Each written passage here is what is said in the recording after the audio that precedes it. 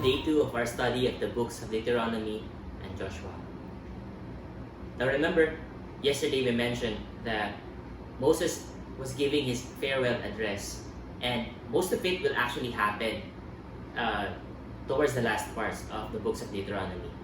From chapters 1 to 26, he was recalling all the laws that the Israelites need to obey, all the things that they need to do, all the things that they need to accomplish, how they should love God with all their heart, with all their soul, and with all their strength, how they should devote their lives to God, what they should do at this particular time or not. He was basically just living his, it's like a last reminder, like when someone's dying, that person gives his last will and testament. Chapter 27 in Deuteronomy, they reached a mountain called Ebal. So from there, they built an altar to God. And Moses pronounced curses and blessings for the Israelites. Curses for the disobedience.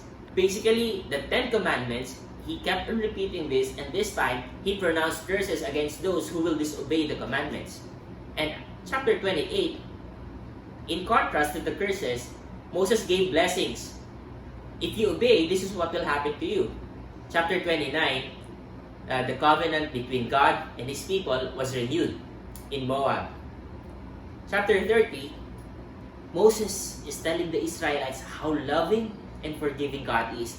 He just pronounced the blessings for the obedience and the curses for the disobedience. But he said, after all of it, you just turn to the Lord again. You follow Him, and He will forgive you, and He will restore your fortunes and have mercy on you. The choice is between life and death. That's actually a principle for today. The principle is following God's commands boils down to a choice between life and death, blessings and curses. So Moses is saying here, see, I have set before you life and good, death and evil. If you obey the commandments of the Lord your God that I command you today, by loving the Lord your God, by walking in His ways, and by keeping His commandments and His statutes and His rules, then you shall live and multiply, and the Lord your God will bless you. It's like, it's not really very difficult, you know. It's logical. It's normal for you to choose life over death. You will choose blessings over curses. Then it's pretty simple. You just have to obey the Lord. And how did Moses teach that? With authority and with example. What example? His own life. He kept on obeying the Lord. Remember what we talked about yesterday? It doesn't matter whether he wants to go to the promised land. God said you cannot go there, and he just obeyed. Chapter 31. Moses anointed Joshua. Joshua is one of the 12 spies. Out of the 12 spies, 10 of them spoke against going to Canaan. 2 of them said that maybe they can do it because God is with them. Those 2 are Caleb and Joshua. Now Joshua is Moses' apprentice. And now it's his time. Moses is dying. And so Moses anointed Joshua as God commanded. God commanded him, not you, but Joshua will lead the people to Israel. You can imagine how hurt probably Moses was to feel that this man, my apprentice, is the one who's going to lead these people to Canaan, not me. But he did it. And then he read the law before the people of Israel, and then he commissioned Joshua to lead Israel.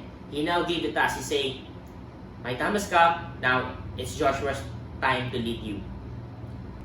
And the people of Israel wept for Moses in the plains of Moab 30 days. Then the days of weeping and mourning for Moses were ended. It's sad to see the main character, one of the protagonists of this story, the one who was used by God, ended up dying, not reaching the promised land because he sinned. Remember what we talked about last week? That God forgives, but He will not remove the consequences of the sin. And this is the consequence of Moses' sin. Still, he spent his life obeying the Lord. Not perfectly, but wholeheartedly. And because of that, the task to bring the Israelites to the promised land now falls under another man. Chapter 34, verse 9. And Joshua the son of Nun was full of the spirit of wisdom, for Moses had laid his hands on him. So the people of Israel obeyed him and did as the Lord had commanded Moses. As what we mentioned yesterday, it's not about us and what you want. It's about God and giving Him what He wants. Moses did that, and now it's up to Joshua to do as well.